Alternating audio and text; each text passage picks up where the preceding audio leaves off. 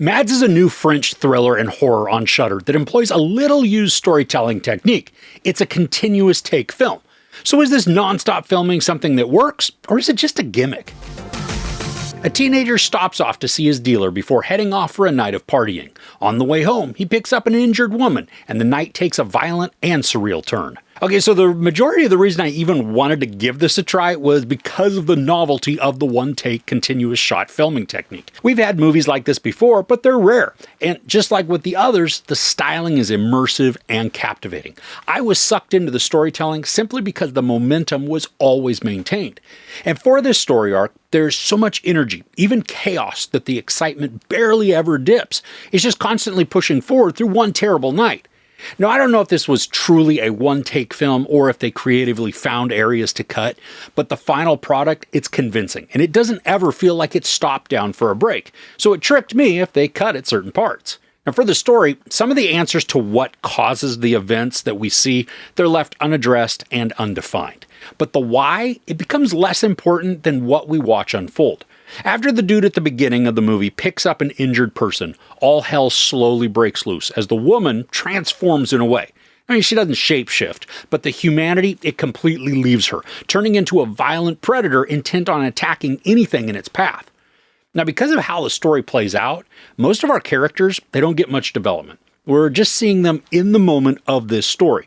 So while it is difficult to establish a deep connection with anybody, we can still feel a sense of fear and dread just for their outcomes simply based on the horrors that they encounter. Also, with the characters, as the story progresses, there are handoffs in the lead role. The transition from following one character to then watching another keeps the pressure high, especially because these sequences typically involve a lot of peril or fright, along with an intense chase. Now, I was highly impressed at how some of the practical effects were crafted, especially because the camera really doesn't leave anything. Sometimes characters would go off-screen while the action happens elsewhere in our view, then in an incredibly short time, we rejoin that character and get to see the aftermath of some terrible interaction. And other times, the camera will just pan around, and in just a few seconds it took to make that full circle, a character could go from maybe slightly injured to fully covered with blood. The quick change is just as exciting as the action, and it creates the illusion that we're right there with the characters as events are unfolding in real time. And thankfully, there's very little actual shaky cam footage. I mean, even when the camera is following right along with somebody sprinting for their life. We do get a little bit of jostling to capture movement, but the visuals, they're still clear and easy to discern. Not all jumbled and chaotic as a camera bounces along on somebody's shoulder as they run. And that was refreshing because that's how it all starts. But then later, there's running and screaming. Well, at times also, some of the lighting, it isn't ideal. Environments get very dark and shadowy, which I think is good for atmosphere, but bad for trying to see what's occurring. And this isn't a lasting or a consistent issue within the production, but a few times I was wishing there would have been some ambient light coming in from some natural source, just so that we could at least see silhouettes as these people moved about in quiet dread. Now, this is a quick little horror to take in. I mean, it's just under 90 minutes, and because the pacing is so insistent, I didn't ever get bored or wonder when it was going to end. There were times that I wanted to know more about what was causing the people to behave like they were, especially because of the person who appears to be at the epicenter. But even without this information in the background, the fervency of the chase and the survival tactics, they were engaging. Now, the ending of the film is pretty unsettling, so if you're looking for something that will have a happy and bright ending, you're not going to find it here. The futility that's shown, it's haunting. And the lasting image and sounds that play as the credits roll, I think they're going to stick with you for a tiny bit.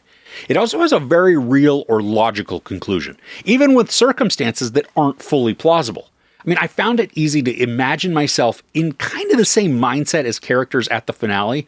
Everything faced is just unknown and terrifying, and then seemingly unstoppable. So what do you do in that type of situation? The grounded realness of some behaviors, despite this being a make-believe story, it helps to add weight that only intensifies the oppressive lore. Now, I thought this was a lot of fun for a one-time watch. We've seen raging, maniacal, bloodthirsty people many, many times before, but the added intensity of the seemingly continuous take is refreshing and novel. It also doesn't ever feel like the one shot is being crafted as a gimmick, instead choosing a presentation style that's enveloping and engaging. To make this more memorable as a story, the plot needs more in the way of explanation. I like how we get small details by overhearing radio broadcasts or news reports, but those are typically splotchy and incomplete, creating hints at the events but lacking the cause. I think to craft something that would be more lasting and haunting, the story could have been extended by about 15 minutes to give us more time with a couple of the characters before diving into the craziness. We don't need to see everybody's full life story, but because of the rushed introductions, if there are even any, all of the players are complete strangers. And for me, I couldn't even remember their names. If all I cared about was the horror and chase, names were unimportant. But I also wanted to feel something for them, to be invested beyond simply their well-being. That was pretty limited, and is what ultimately hurts when it comes to memorability. I still had a lot of fun and enjoyed the creatively executed ride, but even with the eerie ending, the film's not going to have a lasting impact. There's no sex or nudity, a lot of profanity, and a lot of gnarly violence. I give MadS 3.5 out of 5 couches. So what's on your list to watch for spooky season? Tell me what you're watching in the comments below. If you enjoyed this review, please give it a like. Also, don't forget to share and subscribe. I'm Chris. This is Movies and Munchies. Thanks for couching with me.